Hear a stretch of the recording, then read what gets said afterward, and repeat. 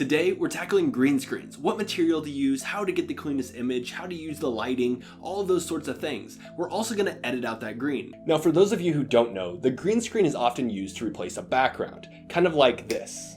It can also be used to replace somebody walking in a green suit, like this in my most recent TikTok. Now, one of the most important things is that the color green is flat. You can't have any deep shadows, you can't have any creases. You have to have a perfectly flat system, otherwise it makes the editing a lot more difficult.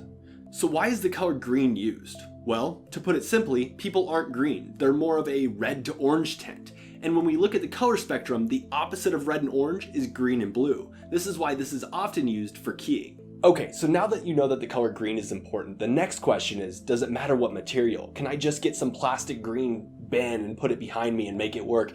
And usually no. You need something that doesn't have a reflection, something that's not going to bounce light off of it and back into the lens. If you have a glare bouncing off of your green screen, you're not going to be able to remove that in post. Now I say these things and I've used cardboard cutouts and cardboard paper and all sorts of different ways of going about it. It's just how much work you want to do in post. Now to the good part. Let's record some footage and jump in Premiere.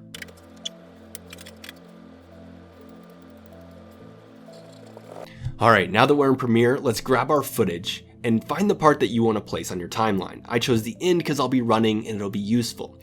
Let's click and drag that and drop that onto our timeline. We're going to place it on the second layer though, that way we can add a background layer later on. Next, as you can see, I didn't do a great job of filming, so I'm going to push in and kind of pull it around until I just have a green screen background. Then go over to the effects controls and grab that ultra key effect and apply that to your clip. You can click and drag it or double click it when the clip is selected. Then go to the eyedropper tool, click this and choose the green. Now sometimes it'll be more useful to grab the shadows, other times just the green in general.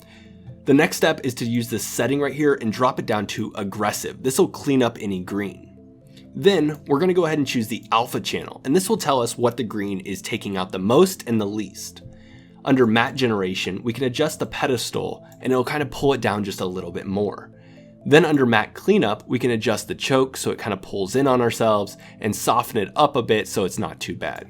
Then let's switch it back over to composite, and as you can see, everything is cleaned up nicely. Now let's apply our background. And then we hit play. As you can see, the background is going the wrong direction, so we're going to reverse that. All right, now you can see that I'm running through this forest, it gets a little laggy here just because of the 4K footage. However, this is what a well-done green screen will look like once you're done. Premiere isn't bad, but After Effects is better. First, if you're finding this video helpful, make sure to leave a like down below and hit that subscribe button for future videos. Alright, let's jump into After Effects. Alright, now that we're in After Effects, we're going to go ahead and place our footage on the timeline. Now I've chosen a small clip because After Effects isn't great for working with long clips. So I'm going to go ahead and drag and place that down. The next step is I'm going to drag my background that I chose and place it below it. Now what we need to do is come over to the effects and presets. If you don't have that, you may need to use these two arrows up here. Click and drop and choose the effects panel. Now type in key. Use the key light and spill suppressor one. It should be the third one down. Click and drag and place that on your footage. Now before we go too much further, we need to zoom in on this footage and kind of get some of the stuff out of the way. So we're going to drop this down, drop down transform. We're going to position it over and we're going to scale in a little. And we're going to keep doing this until we find just green in the background. Perfect. All right, now we use this eyedropper under key light and we're going to choose the green. As you can see, it already does a great job of removing all of that green. However, let's kind of tune it in just a little bit.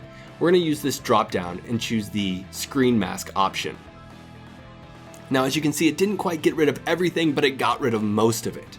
So now what you do is you click this screen matte drop down and you can kind of adjust the black so that it kind of pulls out everything you need it to, and then adjust the white so that everything that needs to be in is white. So everything you want to see needs to be white, everything you don't want to see needs to be black. Then when we switch it back over to our intermediate result, you'll see that it's really crisp and the edges are really well done. The last thing to do is to come down here and turn on advanced spill suppressor. Now it'll get rid of all those green edges that we had before. It turns them to more of a black. It looks a lot better.